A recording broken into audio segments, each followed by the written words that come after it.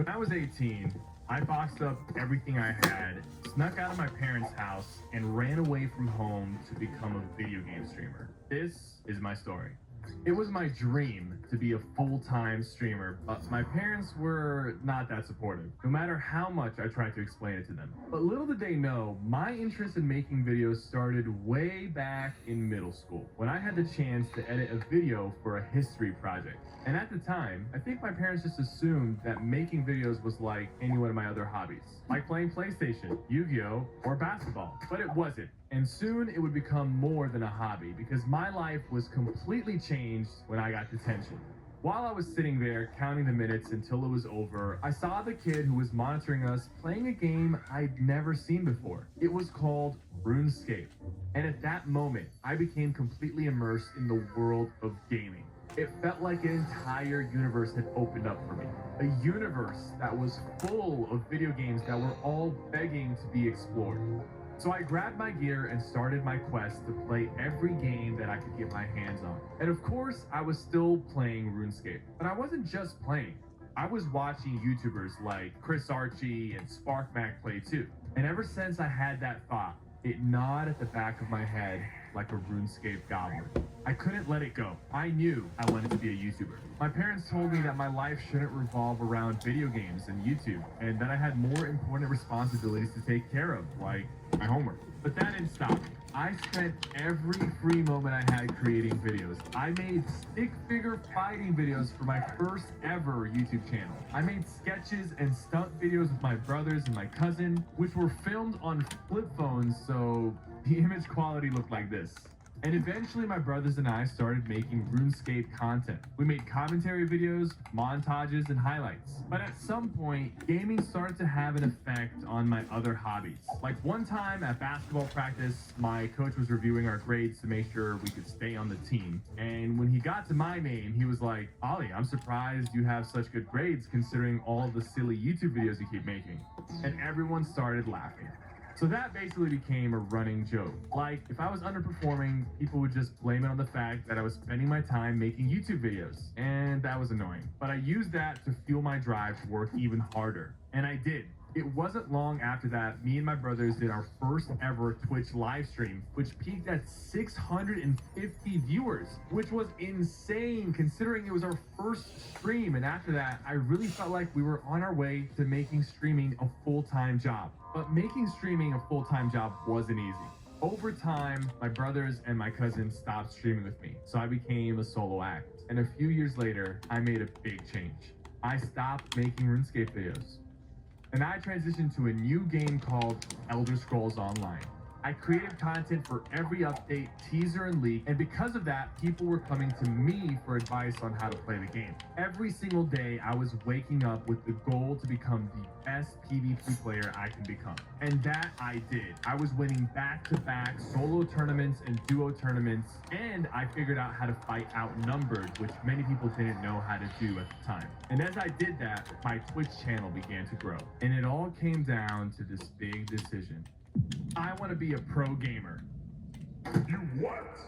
I mean, and as my parents sat there staring at me, I told them that I wanted to take a gap year after graduating high school to pursue content creation full time. But let's just say they were not thrilled to hear any of that. Because to them, going to college and getting a degree was a very prestigious thing. It was one of the reasons that they left their families to come to America in the first place. Which is why they really pushed me and my siblings to take our education seriously, to strive to be engineers and doctors and engineers or doctors and engineers. You get the point. They honestly felt that if I pursued being a streamer, I'd jeopardize my future and be disrespecting everything that they've done for me. I tried to show them that I'd already found some success in doing it. I tried to explain how passionate I was about it and that I'd do anything to achieve my dream.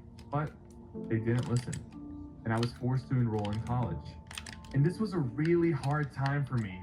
I honestly felt trapped. But what's funny is my parents actually thought that I was a good student, but most of the time I was skipping class so that I could stream. And if I was in class, I'd be on my laptop trying to plan my next YouTube video. And listen, don't do this, okay? I'm not proud of the fact that I lied to my Walk in for all your favorites during Little Caesar's Summer of Hot and Ready, like a thin crust pepperoni pizza for $7.99. No need to order ahead, just get here ASAP. Stuck the landing! Walk in for your hot and ready favorites like $7.99 thin crust. Pizza, pizza. I know I've got a comeback in me. And when I take the next step, I'm going to make it count. For my career, for my family, for my life. Because it's about going to school. But at the same time, it was because of that dedication that I finally became a Twitch partner, which was a big moment for me because it meant I was one step closer to making streaming a full-time job. And because of that, I had the confidence to sit down with my parents again and say, look, by the end of the summer, if I have enough subscribers to make enough money to support myself, I'm going to take a break from college to pursue streaming even harder. And initially they agreed. They ended up giving me a goal of meeting the mark of 500 paying subscribers by the end of the summer. So I worked hard to make that happen. And by the end of the summer, I hit that mark. But it didn't matter. They still wanted me to go back to school despite reaching the goal. So for weeks, I asked myself, what should I do? I mean, this was my dream and I didn't want to let it slip away. So I did the only thing I knew to do. I had to bet on myself. I boxed up my computer, packed my clothes in a black trash bag, and I left. Then I booked myself a hotel room while I looked for a new place to live, which proved to be way harder than I thought it'd be because none of the apartments thought streaming video games was a real job. And not only that, somehow every single leasing consultant had no idea what Twitch or YouTube even was. But finally, after searching what felt like the entire state of Texas and paying a huge security deposit, I had a home. And shortly after that, I met my future wife, Danielle, who's my rock, my partner in crime. I'm pretty sure that if you looked up girl boss in the dictionary, it'd just be a picture of her. And if it wasn't for the support of her and of you guys, I'd never been able to get a place of my own. But just because I had a lot of support doesn't mean I didn't experience fear and doubt. There was a lot of times that I was afraid of hitting the start streaming button. Most of those times were because of me believing that I wasn't entertaining enough or feeling like I was irrelevant. Sometimes I doubted myself so much that I just tell myself that no one cared. Despite those feelings, I had to keep fighting because I wasn't gonna give up on my dreams. So I worked even harder and started streaming every day on Twitch, posting 5 days a week on YouTube, and found creative ways to grow my channel. Then by the end of 2016, I began to make some changes to my content by playing ESO less often and drifting more into Overwatch and For Honor. And as my confidence grew, I started playing in For Honor tournaments and I actually became one of the top 5 players in the game. But then things really started to slow down. I stopped growing as fast, and so after a while, I started to feel stuck. So I began to look to make a jump to a bigger game. I tried CSGO, H1Z1, PUBG, but then someone drew my attention to a new battle royale game called Fortnite. And I wasn't into it at first. It had this goofy, cartoony look to it, and so I thought it looked kind of childish. But I decided to give it a shot anyway. Fortnite was still a new game, and since I had built my audience around ESO and For Honor, I'd lost 80% of my viewership since I started playing. So I came up with a new strategy.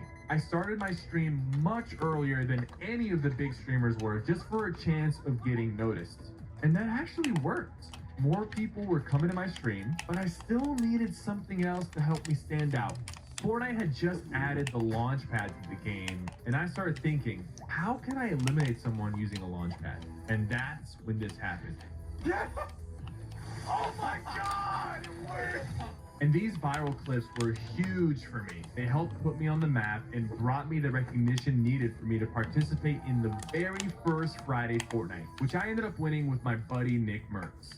And at this moment, I had seen some success in other games, and I had a lucky break in Fortnite, but I still felt like I hadn't solidified myself. I needed to do something bigger and greater to prove it to my parents, my brothers, my basketball coach, and to myself that I can make it long-term as a gaming content creator. And it wasn't until this moment that the opportunity presented itself. Dr. Lupo was hosting a big charity stream for St. Jude with Ninja and Tim the Tatman and Courage JD, and I was invited to be there. So I felt a lot of pressure. Not only was I playing with some of the biggest streamers playing Fortnite, charity donations were also based off of the things we did in the game. One of the biggest being a $25,000 bonus if you got a headshot snipe while rocket riding. And sure enough, on my first game, I hopped on a rocket and headshot sniped the very last player. Alright, he's weak right here. Did 360 jump right Off the rocket!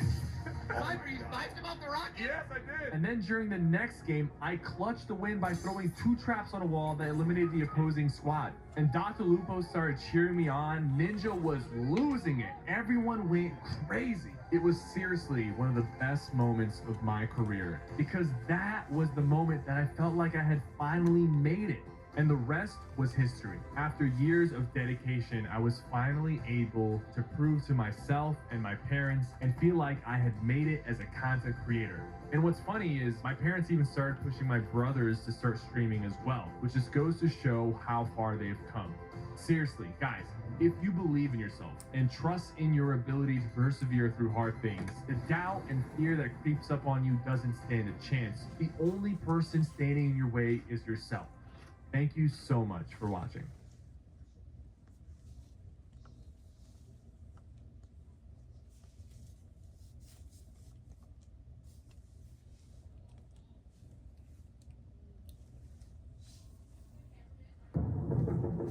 Hey, are you gonna make a video about this? Probably not. Are you? Only if something interesting happens. I want to tell you all the story about what happened at Mr. Beast's 100K YouTuber Battle Royale. This is going to be quite a long video, so some of the drawings are going to be done by other people, and I'm going to be recording this on different microphones, so sorry if I sound different. I'm not that sorry, I don't care. And I want to tell this story in its entirety. I don't want to cut anything out or split it into 2 videos, because the story I'm talking about is already up on Mr. Beast's channel, so what's the point of making people wait for a conclusion when you can just go and see what happened? If you've already seen Mr. Beast's video, which a lot of you probably have, then this story has already been spoiled for you, and you know how it's going to turn out, but you should still stick around, because I'm going to go into detail about the events that led up to the big fight, and sprinkle in just a healthy amount of embellishment. And if you live under a rock and don't know what I'm talking about or who this Mr. Beast character is, then pull up a chair and let me explain Studios, because this is going to be quite the video.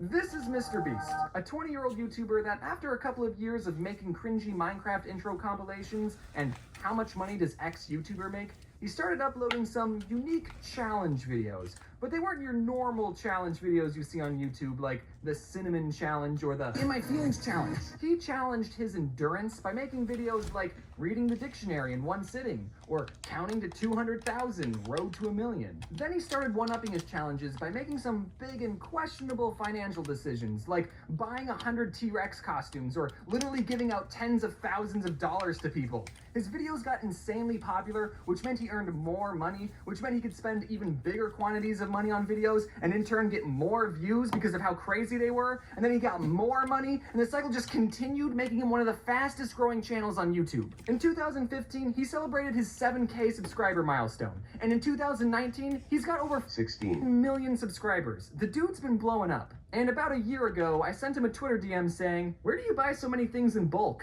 Like, random example, sprinkles. Because I just wanted to know who his supplier was, because Walmart banned me. We ended up chatting on Discord for a bit, and he told me that the reason he makes videos is to entertain people. And with the amount of money he's giving away, and the fact that he's probably losing money on some of these videos, it's obvious that he's not making these videos for the money. And I respect that. Also in the call, he told me he was playing Fortnite, and I said that my favorite video game was Tetris, and he said, "Yeah, you seem like the kind of person that would like Tetris." What's that supposed to mean, beast? Well, who's laughing now? Tetris is the best battle royale game out there. Tetris 99. Download it for free on the Switch today. They don't sponsor me. So that's who Mr. Beast is for the 6 people watching who didn't know. Fast forward to February 2019, I'm at VidCon London. Me and Dave from Boy in a Band were getting ready to perform Life is Fun in front of a bunch of UK blokes, and I was browsing Twitter and I saw this tweet from the Beast himself. "Attention Epic Gamers. On March 6th, I'm hosting an in-real-life YouTuber battle royale with airsoft guns." Royal. That says Royal. I'm just going to use a computer voice. Winner gets $100,000. It will be in LA and similar to Dude Perfects' video, which BTW I really enjoyed. Reply if you're a YouTuber and want in. The tweet was only sent 10 minutes ago. It was pretty fresh. And looking through my pocket calendar, I wasn't doing anything that day. I could make it to the event. I asked Dave, "Do you think I should do it?" I forgot what he said, but he probably said something like, Oh yeah, man, you'd be so great at it. When did you get so handsome?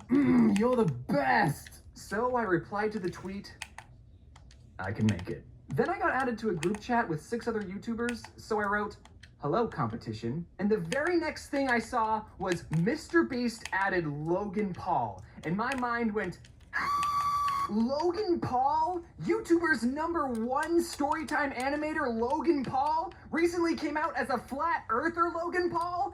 That Logan Paul? But then Logan Paul left because he's a coward. So in the group chat, Mr. Beast explained the rules. It would be an airsoft battle and everyone would have 3 balloons attached to them. And once your 3 balloons got popped, you were out. This match wasn't going to be a free-for-all like the Hunger Games. We were going to be on teams of 3. So I was going to get paired up with 2 random people. I mean, I would have preferred if one of them had been a Paul boy, but no big deal. Hopefully, whoever my teammates are would know what they're doing and carry the team, because I sure as heck wouldn't. Jaden Animations was also at VidCon, and I told her, guess what I'm doing? I saw your tweet.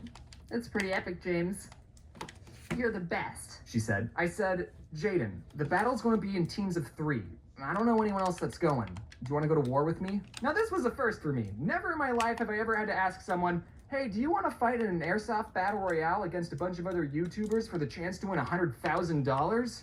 And Jaden said, Yeah, sure. I asked Mr. Beast, are you still looking for more people for the YouTube Royal? My friend Jaden is interested, and I think it would be good if me and her were on a team because our channels are so similar. And he replied with, Yes, she got pubes and rewind. 100% want her in. and I was like, oh yeah, she did do that. I probably didn't have to send you her channel. So Jaden never publicly said she was going to be in the fight, but she was. Surprise! Mr. Beast sent us a list of people that still needed to be on a team. Since it was only me and Jaden, I gotta pick someone from the list to be the 3rd member of our team. It made me feel like the popular kids when they gotta pick teams for kickball. First time I gotta feel that experience, actually. I noticed one name on the list, Anthony Padilla. I've been to conventions and I've seen how young some of you are, so I gotta explain who Anthony is. Just bear with me, big kids. Before some of you were born, there was this big YouTube channel called Smosh. And when I was 12, that was one of the YouTube channels that I watched. So imagine how gleeful I was when a big part of my childhood asked me to do a couple videos with him to go up on his channel. Since Anthony and I had already done 2 videos together, and he's done one with Jaden, and he pet my dog, I thought we were close enough to have him on the team. Also, 2 of the 3 people on our team are vegan, so we decided to name ourselves 66% vegan. That's actually not true, I made that up. The day was fast approaching, and I'm gonna level with you. We did not have high hopes for winning. Anthony tweeted out, Tomorrow I'll be in Mr. Beast's 100K YouTube Battle Royale with my teammates The Odd Ones Out and Jaden Animation. Between us, we see a total of 3 hours of sunlight a week. Please, send us words of encouragement and support. Everyone in the group chat was hyping up how good they were at shooting guns and how seriously they were going to take this. Meanwhile, between the 3 of us, we had played a total of 2 Fortnite games and a lot of Tetris. We showed up to the arena and I barely knew anyone. Keemstar was there for some reason. I don't know if Keemstar likes me though. At first, I wasn't too worried about getting hurt because people were going to be aiming for our balloons, not our bodies. But when I saw the gear, the balloons were just about right over our heads. So everyone was going to have to William Tell our balloons off. No big deal. None of us really need our heads anyway. No big deal. Before the main fight, there were a couple of practice rounds that were happening on a smaller field. And during the practice round, our team went into this little fort. Anthony's gun wasn't working, Jaden didn't know how to put the magazine in, and I didn't know how to aim. As soon as we left the fort, all of our balloons got obliterated. Oh, baby, a triple! Oh, yeah! Like I said, we didn't have high hopes. Whenever I go to an event, a question I get asked a lot is, will you make a video about this? And every time my answer is always, if something interesting happens. Look, I'm sorry, kid. I'm not just gonna make a video like, hey guys, so I went to this school and talked to these kids about being a YouTuber, and everyone was well behaved and super nice. Anyway, that's gonna do it for this video. Be sure to check out the video where I went to Australia and signed posters for 2 hours. So I asked Jaden, are you gonna make a video about this? And she said, Probably not. But if you want to, you can. and I said, yeah. Only if something interesting happens though. And Jaden, I just wanna say, thank you so much for giving me this. After the practice round, our team sat at a lunch table by ourselves because we didn't have any friends. And Jaden and Anthony talked to each other about being vegan, and I ate my chicken pesto sandwiches as discreetly as possible. We also talked about potential strategies. Like if someone started shooting at you, then just shake your head as violently as possible so that way they can't hit your balloons. Yeah, that will work, we told ourselves. But deep down, we knew it wouldn't work. I just hope we're not last, I said. I'd be happy if we made it in the top 10. There were a total of 13 teams. I would have been happy if we were in the top 10. I didn't expect to pop anyone's balloons. Just as long as we didn't lose horrifically, I'd be happy. So I know how these videos work. About 40 people showed up to the event. There's no way that everyone was going to have an equal amount of screen time. If you're not interesting, then you're not going to make the cut. So realizing this, our team also wanted some screen time. I drove an hour to get here. I didn't want it to go to waste. Some people took 14-hour flights from Australia to get here, so I hope they had a fun time. Yay! The match was about to start, and our team got dark green balloons, and we saw another team that had lime green balloons. We talked to the other green team, which consisted of What's Inside, his son Lincoln, and Casper Lee. We joked with them like, hey, other green balloons, since no one can tell us apart, maybe we should team up. Okay, see you later. But the way the match played out was interesting. We didn't get to choose where we started.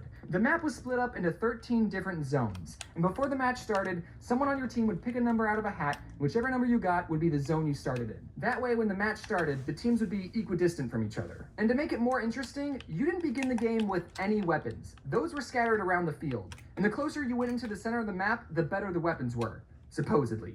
That's what they told us. So we all put on our paintball masks and GoPros. One of the Hunger Games workers walked us to our zone. We looked around and saw one gun super close, one gun at a medium distance, and one gun pretty far away.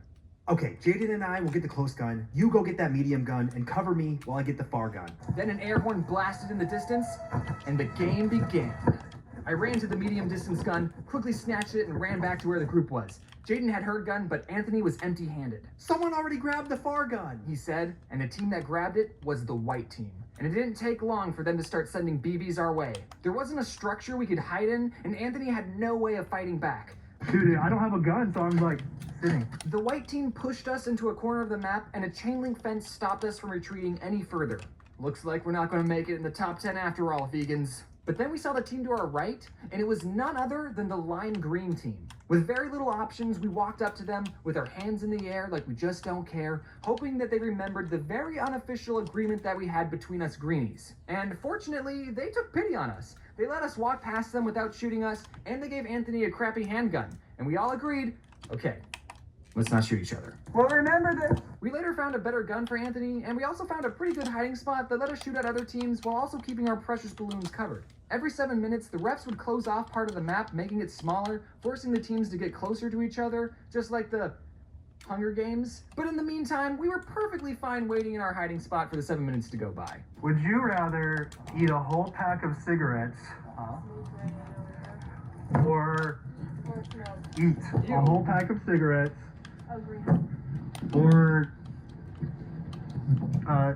sit in the dumpster overnight? No, it's full of garbage and poop.